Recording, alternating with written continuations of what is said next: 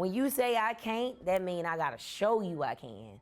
So that's just a big thing for me, and I just always kept that in my mind. I really feel like I play with a chip on my shoulder because they automatically think because you small that they have the advantage. All right, my corner crew. Yes, we're back. This is Crockett's Corner. I'm your host, Ray Crockett. And this is something for my females. Yeah, I know y'all been wondering, when was I gonna get a female guest? Well, I had to wait to get the right one. And I got the right one, baby. Here we go. This young lady, she is a 3-time Hall of Famer. Dallas Independent School District Hall of Famer, Texas Black Sports Hall of Famer, Oklahoma State Hall of Famer, Nancy Lieberman Award winner, one of the most prolific college female scorers in the history of college basketball. When I tell you the girl was bad. This young lady is my friend from here in Dallas, Miss Andrea Riley. How you doing, sweetheart? I'm doing well, Ray. See, you got to look in the camera and tell my female corner, look, this is my corner crew. Tell my females, stay tuned. Say, I'm coming with you. I'm coming. As Dion say, I'm coming. I'm trying to get some females. Now I got one. How you doing, baby? You good? I'm doing well. I'm happy to be here. Well, first and foremost, I'm going to start the show like this, just to get my female guest in, because females like to drink too. We're going to toast. Okay. My tagline is straight with no chaser. So we coming with the heat. Yeah. You in the hot seat. Don't be scared. All right, let's toast to that. Now, let's get it started. First and foremost, Dallas. I know of Dallas. I'm from here, lived here all my life. I know the high school you went to. I know where you're from. Oak Cliff. Oak Cliff, that's my hood. I don't even know all those, Yeah, but Oak Cliff, you end up going to Lincoln High School. You went to Adwell. I went to Adwell for a little while, junior high. What brought you to Lincoln from Oak Cliff? So what brought me to Lincoln was just the atmosphere. They had a winning culture, and that was my thing. When I wanted to pick a high school, I wanted to make sure I picked the right one that would be, my type of personality, my game, and just having that winning mindset. Like, it was a winning tradition at Lincoln with the 0-1 team with Chris Bosh when they went 40-0. I mean, I hate that I missed that year. I missed it by a year. Right. So they won their senior year, and I came in that next year as a freshman. But just knowing that Lincoln basketball was that big, like, I had to go. So here in Dallas, I don't know if, when you're from other places, you probably have to go where your district tells you to go, where you live. Here in Dallas, you actually got a little taste of recruiting. It was similar to what you experienced when you got ready to go to college out of junior high. They actually recruited you to go to Lincoln. So what other schools were you kind of, as you do in college, were you competing against? What other schools were you looking at? So, I mean, since I was from Oak Cliff and since I went to Adwell, they wanted me to go to Carter. They wanted me to go to Hudge. They wanted me to go to Kimball. They wanted me to go to Duncanville. But Duncanville, that's hey. Oh. No, I'm just playing. No, I did go to Duncanville, but I understand. Go ahead. I mean, I understand it was a winning tradition there as well. But, I think that Michael Inslee and the Lincoln Lady Tigers, they really intrigued me by just whenever I went to their games. I just loved the atmosphere. I loved how they were loud all the time. They chanted. That was when everybody was doing chants and stuff back then. So that really intrigued me. So I just had to be a part of that. So just back up for a little bit, because you're 5'5", I understand the little short, I understand that. What brought you to basketball from the beginning? Because basketball is normally known as a tall, for females, it's a tall sport to play. For you being 5'5", what actually got you into basketball? What intrigued you about basketball? So, honestly, when I was a baby, I was already in the gym. So my daddy was a coach already for the city. Okay, so there's the background. So he had that, connection right there with a lot of the females in Dallas. So with me just watching that and being a part of that, being all the way in the way when he practicing, just being a gym rat. I just was a gym rat from the beginning of time. And so once I became of age, like when I became 3 is when I really picked up the basketball. Mm-hmm. So it just was normal for me. Like, it was something that I wanted to do. So I just loved it. And it just it was kind of like my calling, I would say. Yeah. Because I didn't see myself doing nothing else. So mom and dad together growing up, or They were together for a while. Okay. And then they decided to get a divorce, but that didn't really affect me because I still had both of them in my life. Right. Like it was. So who was a real pusher or leader for it? Was your pops because he was coaching? Definitely, he had a little bit more of an effect on me as far as hands-on. But my mom was my number one fan and made sure she was at every game. Like that was her role, to make sure that you in the stands. Because I would be so mad at her if she wasn't. Like that was a big deal for me. For sure, and Yeah. that's the thing that people, like I said, some people take that for granted. Like I hear kids today, I coached a lot, and I see parents in the stands, and I like to make the kids acknowledge that, because I'm like, don't ever take getting supported for granted. Right. Because it's a lot of kids that don't have that support, so the ones that do, I want to make sure you let them know. You give them their flowers, because that's a rough job supporting an athlete, especially basketball, because I'm sure you played AAU and all that stuff, so they traveled all over. Tell me, from a height advantage or disadvantage, what did it pose for you as far as your height being 5'5"? So the one thing that I think prepared me for all the you're too smalls and you're this and you're that and you can't do and all of that type of stuff was my daddy. Because, I was short anyway, from coming up. My parents not tall. But at the same time, like, he used reverse psychology on me. He told me, oh, you too short to do this, or you too little to do this. And, at the end of the day, I'm a competitor. So it's like, I can't do what? You can't tell me all you what need is I somebody can't. to say, you can't. When you say I can't, that means I got to show you I can. So that's just a big thing for me, and I just always kept that in my mind. I really feel like I played with a chip on my shoulder, because they automatically think because you small that they have the advantage. Yeah. Oh, I know about that. Yeah. Look, Yeah. I concur. I'm looking at you because I watched you play. I'm a big fan of basketball. I coached AAU. My sons played basketball. So basketball, to be honest, was my favorite sport. It was my number one sport. Spud Webb, who you're familiar with, being 5'7". I was at the time 5'7" point guard, so I knew I wasn't gonna make it. Look, I was like, there's only one Spud, so I chose football, but basketball has always been my favorite sport. So I watched a lot of you growing up. When did you become a scorer? Because a lot of times, the short, point guards or whatever, or distributors, it's hard for them to get to the rack, get to the basket, and score. When did you become a scorer? Because you can do your thing. You're like, prolific is a understatement for what you did as far as with the basketball. When did you become a scorer? When did you get that mindset? So honestly, like I've never had the scoring mentality. It was more on do whatever you got to do to win. Okay. And I think that it's misconstrued because of the way I scored the basketball. But honestly, I never. So you wasn't trying to score? I wasn't. It was a part of the game. I just took what the defense gave to me. Like I didn't come out like. So some you people didn't have a Kobe stuff. Bryant. I didn't plan none of that. I didn't plan to average what I averaged. I didn't plan to go out and say, okay, tonight I'm about to Over get 30 20. in a lot of games. Yeah, but I didn't go in the game aiming for 30. Right. You get what I'm saying? So like it's just a flow of the game. You just let the game come to you. Wow, I mean, that's shocking, because normally a scorer has a scorer's mentality. Like when I talk to the Kobe Bryants and Steph Curry's and all, you have a mind. So you actually did not. Was there any game that you say I'm about to give it to him? Was there any game that you came out? Of course, like I knew I was gonna go out and I was gonna do my thing, but at the same time I wasn't thinking like, oh, I gotta score 45 tonight so we can win. Like I'm just gonna do whatever I gotta do to help my team murder y'all.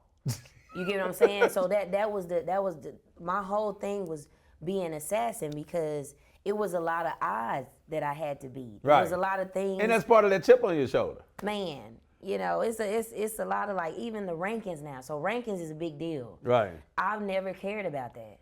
And that's what I want to like really tell kids too. Don't worry about rankings. Like, cause it doesn't define you. I've seen people ranked number 1 and don't didn't do go nothing. to the pros. Yeah. You get what I'm saying? So it's not about that, So I just do it. I just played. So Lincoln, Yeah. Lincoln, you go to Lincoln, and you lead Lincoln to a number of winning games. And what was the mindset there? Because like you said, you got there when they had a winning tradition. Mm-hmm. So as female, in comparison to the male, we're going to talk about that a lot because that's a big thing. The males just finished winning state. What was the female's mindset there? Win state. Like, if we didn't win state, it was a bust. We were a bust. The goal for my 4 years was win state. So, but prior to me coming, Lincoln had lost to a team called Plainview. Oh my God. The Liddy White School. Oh my God. Look, you can But say they it. had We on Alicia- Fox they Soul. had- You can say it. They was getting their ass beat by some white girls. Oh man. Oh man. And it was like we couldn't get over that hump even when I came in my freshman year, because my freshman year I didn't even play. So I was a freshman on varsity, which people thought was a big thing, but I didn't play. That was a huge thing though. But if you don't play, it's like, oh. You know what? And I get that because I feel the same way. Yeah. Like they wanted to move me up to varsity, and I was like, "Am I let gonna me play?" hoop on Yeah, I'm JV, like, like- I go on JV and ball out. Exactly. Yeah, so you on varsity, but you got that experience though. And that's what he wanted. He didn't want me. He felt like JV was too easy for me. Right. And he was just like, I don't want you to have to play against that competition and make you, it's basically gonna stunt your growth rather than you sitting here watching the game Right. from the bench on varsity and learning so that next year you can come in and do your thing. Welcome back to Crockett's Corner. I'm your host, Ray Crockett, and we are here with the lovely Andrea Riley. Now, don't take that look. She's smiling. She's a smiling assassin, like for real on the basketball court. You finish up at Lincoln.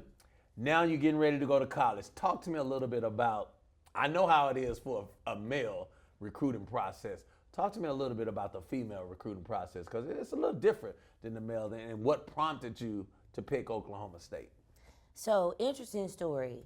In the midst of me getting recruited by, LSU and UConn and, TCU down the street. You said that too light. UConn? I mean, that's, Look, yeah. that's major. It's major. It is major, but I kind of expected it. I had got recruited since 6th grade, so Okay. I was kind of used to it by the time I was graduating. Yeah, because you went through high school too. Right. Basically choosing the school.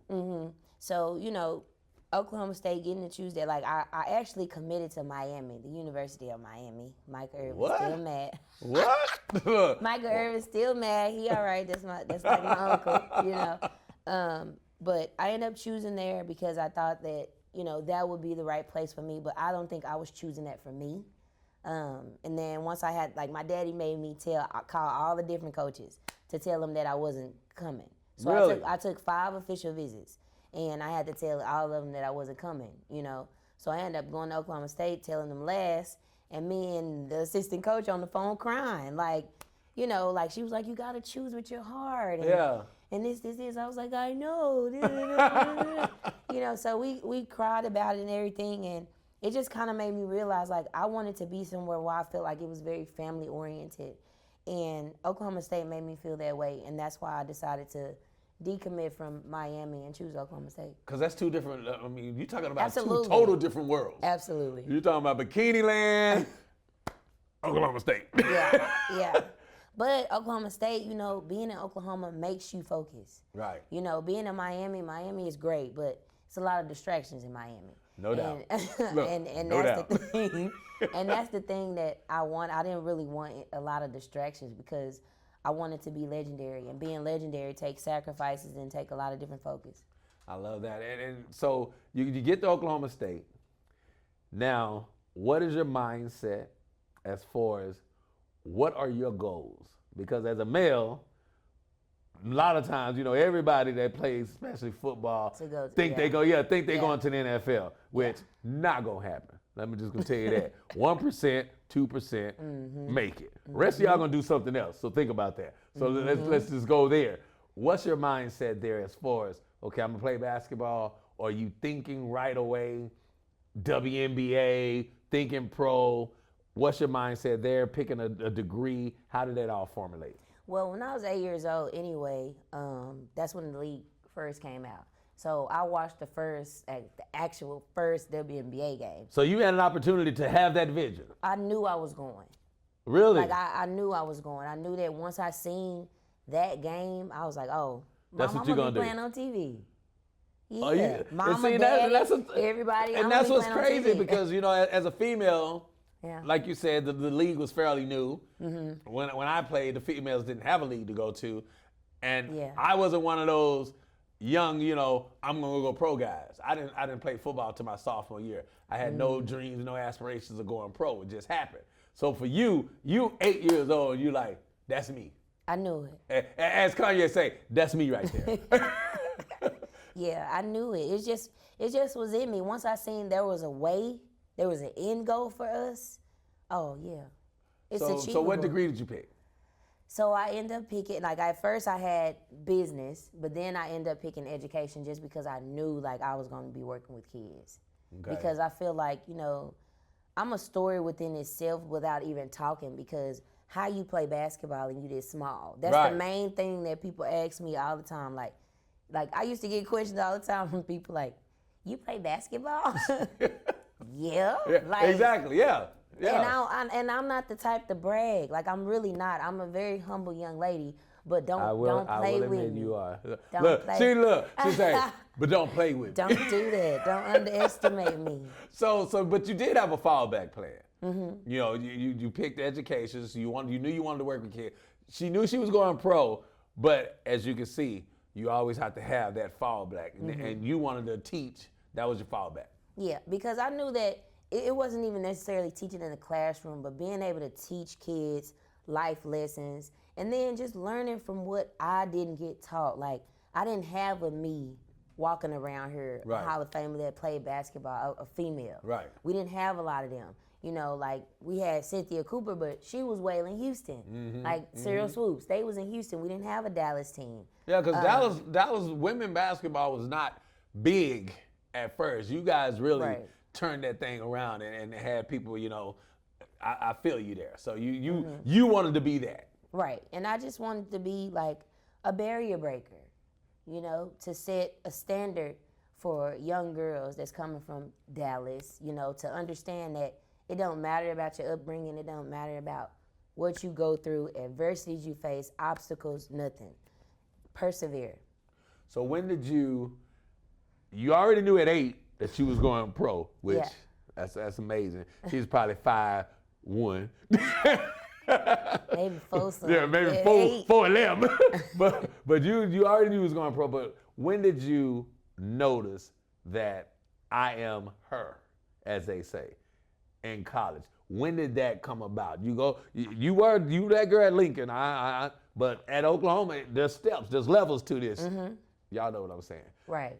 When did you know you were So her? my freshman year, honestly, was kind of like a coming out party for me, because I had to relearn, like, high school and college is completely different. College and pro is completely different. So when I first came to Oklahoma State, I didn't just, like, even though they sold it to me, like my coach sold it to me, like, you gonna come in, you gonna do this, you gonna be able to do this, you gonna be able to do this. But then when I got there, I had to still earn every single thing that I got. Right. So that was the big thing about me, is that knowing, like, even though I knew that I was gonna play, I had to still work like a walk-on. Right. You get what I'm saying? So like that was I the love that. shift I in love my. Well, that's my boy DJ. He Yeah, got I like a word love like- that yeah, right yeah, there, yeah. because that was me. That was my thing. Yeah. My thing was I always worked as if I wasn't there. Like Right. I hadn't arrived. So you have to have that mindset. So you approached it day to day, just putting in the work. Right. And I had my moments, like, you know, spoiled little freshman, thinking this, and this. But my sophomore year is when I knew, like, there's just nobody in That this could stop you. conference. There's nobody in the nation. There's no point guard in my position that can compete with me.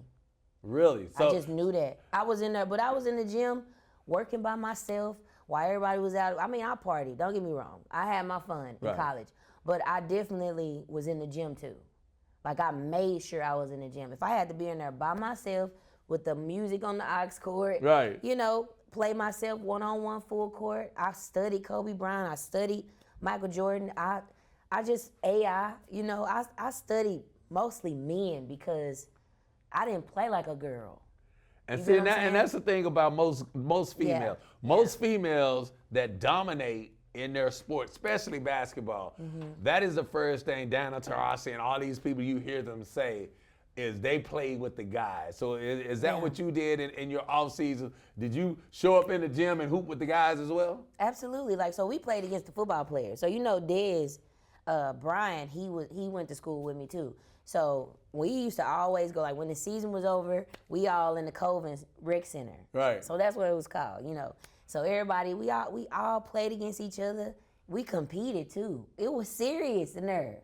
So they wasn't taking it easy on you because you're a female. No, and I wasn't taking it easy on them because they was, football players. Y'all feel like y'all are like the gods of the athletic world, We which are. which is fine. Which is fine. No, I understand. But with the athletic ability and the way that their body is, they feel like, oh well, we good in basketball. But they forget running on the field That's totally different. and running on the court, Yeah. completely different. Yeah. Cause it's a quick turnaround. Yeah. Y'all get a little time in between each snap.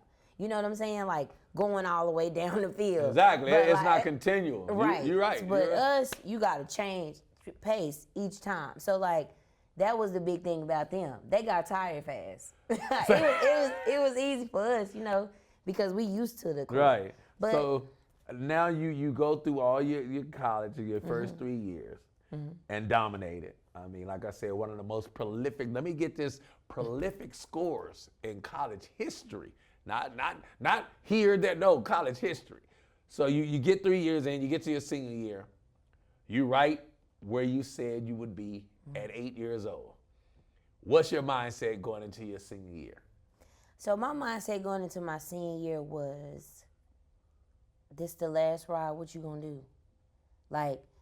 This last year it just had to be spectacular. I didn't know how spectacular it was gonna be, but I just felt like, I was gonna miss the school, I was gonna miss the environment, the family-oriented environment, all the fans, and just seeing how we started. My freshman year, we had 200 people in the seat. Yeah, and I like that. 200 went from 200 people Sophomore year, to they selling sold that it thing out. man, only female basketball team in Oklahoma to sell it out, and nobody can break our record. Let's get that. 'Cause y'all had the let's get that biggest clear. gym. Okay. Welcome back to Crockett's Corner. Yes, in the hot seat, the lovely Andrea Riley. Now, I told y'all, look, don't let the 5-5 smooth you. She's about that life. She's about that life. And finishing at Oklahoma State, she had a prolific career. Now you get to the WNBA. Talk to me a little bit about that, because being a male athlete is totally different. It's totally different when you're getting ready to go pro. What's your mindset? First and foremost, did you have a draft party?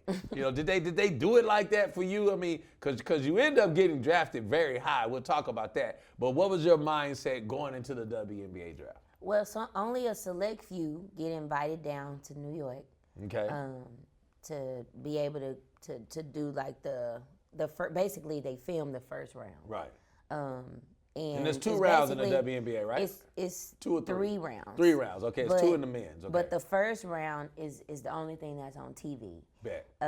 So if you're selected there, you're basically projected to go High, first very high. round. Right. So just being selected with those girls and being around that talent, playing against some of them, and then seeing some of them on TV, it was really cool. Just having conversations with them. Yeah. That was a big thing, because we all just had conversations with each other.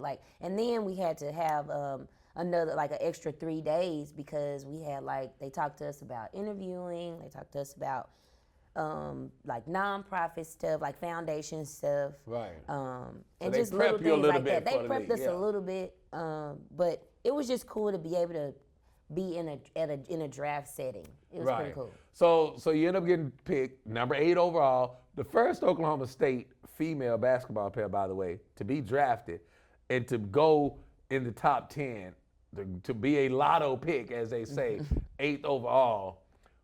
What are your mindset? Because for a guy, mama, we made it. It's a whole different mindset because you know the money and all that stuff that come in the basketball world for the guys, for the females. Talk to me a little bit about that because I know you getting picked 8th overall. We all know the discrepancies in the pay scale and things of that nature. When you get there, do you feel like a pro? Because the WNBA was fairly new still. Hard to get fans, and I've gone to several games. You played it probably in front of more at Oklahoma State. Yeah. So where did you get drafted, and how did you feel as far as in that city? So, getting drafted by Los Angeles Sparks is big because it's LA. I wasn't gonna say it. I wanted you to say LA. It's LA. I mean, the city of dreamers. Right. So being able to go there and knowing that I was gonna play with Candace Parker and Tina Thompson, I was just excited because I thought I was about to go to Hollywood somewhere. Right. So that was just my mindset going in, and just knowing that I was gonna be around them made me want to be better. Just excited to just have a practice with them, to interact with them, to pick their brain a little bit. And I would say, it's hard. It's definitely different, I would say, because NBA, when they get drafted, it's all the tailored suits, NFL, right. all the, behind the scenes. All the diamonds. So that's the biggest difference, I would say. It's just the footage, because I feel like they should have interacted with us a little bit more to kind of get to know our stories on how we got there. Right. And just what made us even want to get there. Because we didn't know about the pay and stuff. We just wanted to make it. Yeah, because you're at the top of. You're at the top of the top. You're the pro. Yeah. Absolutely. So when you go pro, what is the atmosphere like? And from it all, give me a little, feed me into the mindset of the WNBA, from travel, from practice, from facilities. How is it? So it was a little different for me because, coming from Oklahoma State, we chartered everywhere. So it was, I was used to, when the game was over, we out of there. Right. But when I got to the league, it was a little bit different. So we flew commercial. So? We flew commercial. So no private planes, no charter planes. Y'all know with regular old Joes. Oh man, we walking through the airport like we a college team, or a lower D1 college team, I would say, because Power Fives get charter planes. Right. So that was a big adjustment for me because I was so used to being on a schedule. Like our person that was the director of operations did everything for us. Right. She had our whole schedule written down. So once we went to the league, it was just a little different. Like we didn't have that type of we only had our coaches. So if I'm hearing you correctly, going to the league was damn near a step down. Ooh. I hate to say it because I love the WNBA. But say it though, it's real though, because there's some honestly, changes that need to be made. Yeah. It's a lot of changes that need to be made to this day, but like just being able to not feel like I'm moving up, I'm taking a step up. I should have felt the same way when my name was called when I went to training camp. But once I got to training camp, I was like, oh. You're like, what the hell is this? Yeah, I was just confused. Like, where's the pregame meal? Like, what's going? We don't eat together. Like, so that was the thing. That's why I was just confused because I was a rookie, so I wasn't used to that. Right, because they don't tell you that. They don't tell us none of that. Yeah, they get you. Hey, this is the WNBA. You going pro and all this, and you thinking it's laid out, and then you get there and you're like, it's a rude awakening, and people don't know that out there, and that's why I really wanted to have you on, because for me, I'm like, the discrepancy in female and male, it's horrific when it comes to stuff like that, especially for you guys, because you guys, suffer through it.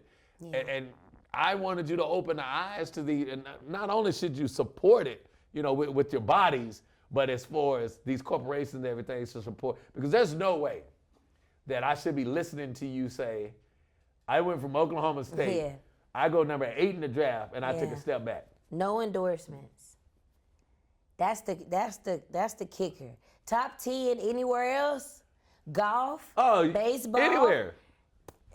NFL, NBA, you getting some type of endorsement. You getting some type of signing bonus. We didn't get those type of. Just what is the salary in the WNBA for? Now What was your went up a let's say little what was your salary? How So about my that? salary was like $45,000. $45,000. So you before actually make tax. more working at Whataburger. No, really. See, people don't know. And that's why I wanted to open eyes, because when you look at the WNBA and you look at these professional women, Yeah. people don't understand the trials and tribulations that you guys have to go through just to make ends meet. You're talking about $45,000. I'm not even trying to be funny. I think I made that much in the summer. Probably in a paycheck. I'm serious. If you make the playoffs, you get. No, I'm not saying pro. I'm saying in college. Oh, Lord. I was making that kind of money in my off-season job in college as you making as a first-round pick in the WNBA. Yeah. That's embarrassing. Yeah. I mean, that's and then I'm gonna hit on this because we're gonna talk a little bit. We'll talk about your career and everything. Okay. Well, matter of fact, let's go ahead and talk about that. How did you think your career went as far as, because we got to get into, look, this seat is about to get real hot. What we're gonna talk about next. How did you think your career went, and how difficult was it for your mindset? Because here's the thing: a lot of WNBA players don't play that long. Simply because, how can you? Yeah. $45,000? Shit, I can make more than that. I mean, and you have to think about that. You know what I'm saying? Yeah. You have to think, I'm putting in all this time, effort, energy, and I'm making 50 grand. Yeah. How did you think your career went, and what was, I guess, the major reason why you decided to stop playing? Well, so I would say the biggest thing for me was being used to the college era. Like, I was used to my workouts being planned. I was used to my meals being planned. And so when you having to be self-sufficient so much was just, it was different. It was difficult for me because nobody really cared. Right. You know? So it was just like, man, like, I come from Oklahoma State where I feel like all of them cared about our well-being. To go into the pros, and it's like you got to be self-motivated. Right. That it just shouldn't be like that. And I think that, you know, I feel like my fault is that I didn't continue to work because, like how I was doing at Oklahoma State. I was in the gym by myself. Right. I didn't do that in LA. Because I didn't What the hell feel you like trying to eat? I didn't feel like it was. I didn't feel like, to be honest, like I just didn't feel like it was worth it. I didn't feel like, you know, people didn't have the same mindsets that I was watching when I was 8 years old, and it was like, Because man, you like, only watched the games. I didn't know. You didn't know the back. You didn't know the back. Yeah, you didn't know the backdrop. I didn't know the behind the scenes with everything, and I just feel like the placement for me was kind of wrong. Like, I don't feel like I should have went to LA. And it's nothing against the Sparks, great organization. Right. But I just feel like if I would have went to a Tulsa back then, that's same, down the street. Exactly. So I feel like, you know, Nolan, my boy, you know, Nolan Richardson. Yeah. That's my boy, you know, to this day, forever I love him. But I feel like he made a mistake by not drafting me because we would have had Tulsa rocking. Right. Because all the people from Oklahoma State would have been right there. Would have came 45 and minutes to come quite frankly, see. Man. You go to LA where, let's just be real. Yeah. Oklahoma, you can get a meal for about $8. You go to LA, it's $100 meals. I mean, $150 meals. But y'all may be a little different. So we didn't pay for, like, we had our like, they rented us a car because we wasn't from California. So they rented us a car, and then we had an apartment that they paid for. Oh, so they did pay for your housing and stuff. They paid for our So housing. at least you got to take your salary and for you. Yeah, okay, I get it. But still, it's still $45,000 though. Welcome back to Crockett's Corner. I'm your host, Ray Crockett. This is the lovely Andrea Riley, the number 8 pick in the 2010 draft of the WNBA. And the seat got real, you see she had to cool off. The seat got real hot because now we're talking about the really real of the WNBA, the part that you guys don't see as far as the pay and as far as the NBA, how I feel they should be embarrassed to see their counterparts, the female women, making so little money and having to do some of the things they have to do to just make ends meet. And we're talking about Brittney Griner. Everybody was, so heavy on her about she's going over with vapes and this, that, and the other. And in my mind, the only thing that I really the first thing that came to my mind was this.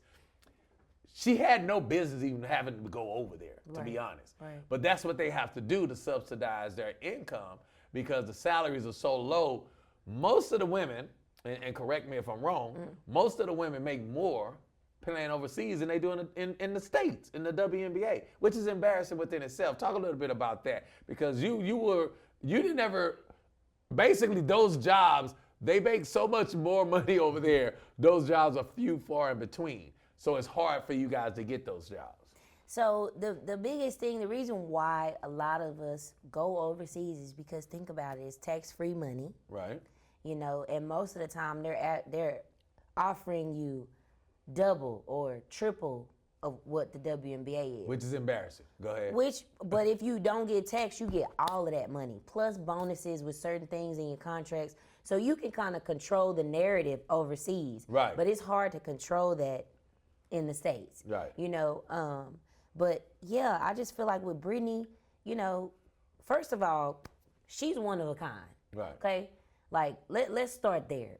For sure. She's That's one of true. a kind. There's nobody that ever be like her to ever play the game of basketball again. But the thing I think that people got misconstrued is like, Brittney has been over there for 10 years. So Russia is like was the second home So it ain't to like her. she ain't smoked before. That wasn't her first time smoking. Let's just get it real. But even that, like, I just feel like it was just the wrong time. Yeah. And people make mistakes. You're not defined by your mistakes. If you Right. make one mistake, that's the first time you've ever even heard about anything about Brittney Right. negatively. Right. So that doesn't define how I look at her or the female basketball community looks at her. Nobody cares about the world and how they view Brittney Right. Griner. Because long as she back and she's safe. Which is the major thing. She's She's back safe. and she's safe. Everybody's talking about the trade and all. I don't give a damn. She's safe. She was a American women's basketball player. She's back home. She's safe, and we're happy for that. So let's get back into this because this bothers me as a man who was fortunate enough to play in the NFL for a decade and a half and fortunate enough to be a multimillionaire and make money and do all those things. I feel there's a number of ways that the NBA, who say they support the WNBA, but all they want is photo ops. That's what I think, because there is no way I, as a giver, I believe in reciprocity. I'm very spiritual. I believe that you look and you see how you can make it better. And if I'm on the WNBA and I'm doing these commercials saying I support the WNBA and I get a photo op, where's the money? Where's the money? I'm like, there is no way I could make $200 million and I could look at you making $45,000 as the number one, the 8th overall draft pick and say, how can we help? Like, not with photo ops, with the money. And I'm gonna tell you mine. This is just me. I'm looking now. I'm a numbers guy. I'm a finance guy.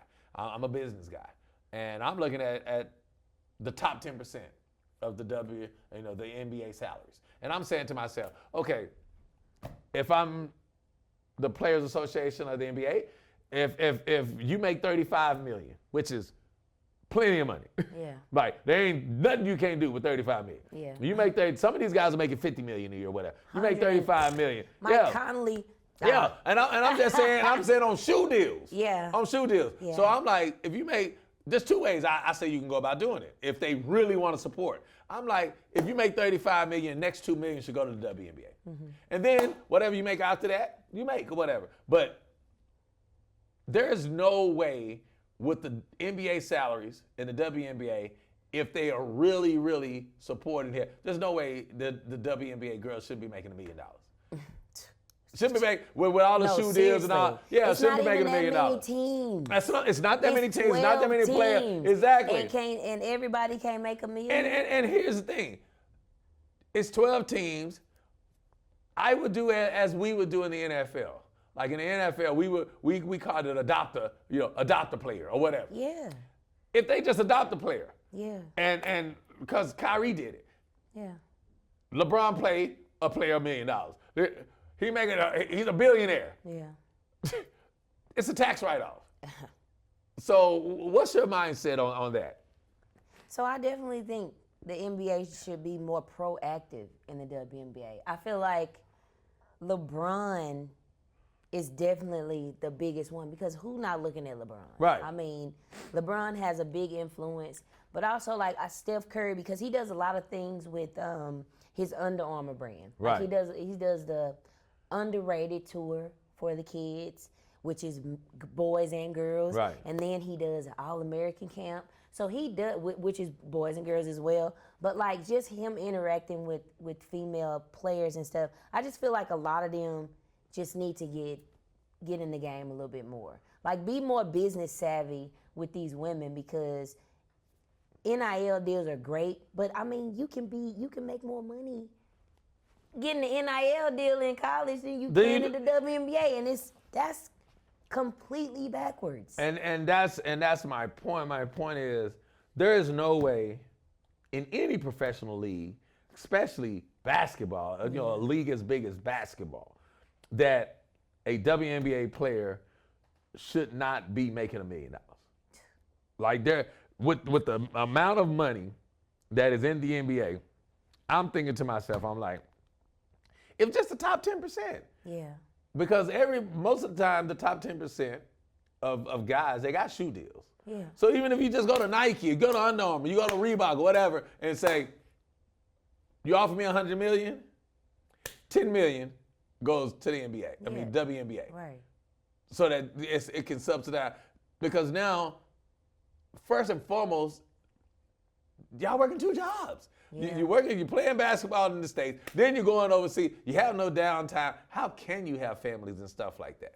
And me being a guy player, I can't even look in the camera and say I support the WNBA and not know it's like that. Yeah. So I'm gonna hire you as commissioner for the day. Okay. How would you change the WNBA? What would you do marketing wise and how would you make it better? So the first thing marketing wise I would do is just have more commercials.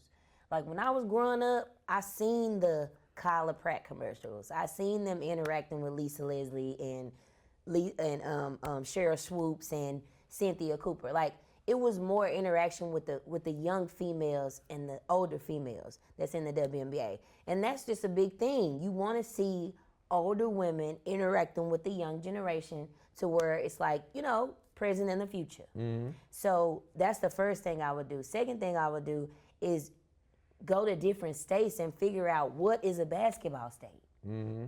Because if you go to a basketball state like a Tennessee, mm-hmm. like a Alabama, like somewhere to where they only are clinging to sports, because that way you don't have to worry about revenue. Right. They're automatically people gonna come to the stands, yeah. And I just think that we need more femininity in the WNBA. And it's not saying you can't do whatever you want to do off the court. Yeah, be who you want to be off the court, but men want to see nice looking women. Yeah. And it's not, and honestly, yeah, no. that's honestly right. That's the average man's mindset. Yeah, because when we go, I'm gonna be real. I keep it real on Crockett's Corner. We come straight with no chaser. When I go there, I don't feel sexy. I don't leave the WNBA saying, damn, she was sexy. Like, I'm serious. So I feel you as you're saying that, don't make it such a what's the word I'm using? Boyish type of thing because we're not men. And I understand, people have their preferences, which is completely fine. But at the same time, it's a marketing thing. Right. You don't have to. If you want men to show, you got to show me something. You gotta get to where we getting more stylists in the WNBA to where women are dressing nicer. Right. It's not to down talk them right now, but you gotta dress better. If you dress to impress, that's different. Right. You go look at the NASCAR, like the Danica Patrick. Like right. it's crazy. What about the uniforms? Would you make them sexier?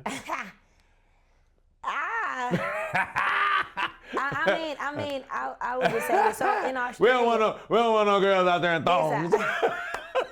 So in Australia, actually, like Australia and France, they make the women wear I seen dresses. It. Yeah, like they're really one pieces. Yeah. Because they want you to make sure your body is in shape so you can be basic, right. you know. And when I played in Vienna, Austria, I played with a girl, and I was just like, you know, I'm used to. It's cool to wear shorts, but I'm not a volleyball player. Right. You get what I'm saying? We different. So it don't have to be way down here, but it don't have to be way up here. Right. You know. But she was telling me, she was like, you know, we are a woman. Like, we have to look nice. Like, you know, so it's different in Europe.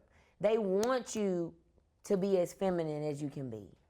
You get what I'm saying? Right. When you go to the States. Yeah, Europe is about sex appeal. That's it what is. Yeah. Because Europe is a sexy that's country. That's the way you're going to get more people to the games. But Right. also, I feel like the NBA players need to start coming to more games. They need to be seen No, bump that. This is what I'm going to say. I want you to look in the camera right there, in your camera. Okay.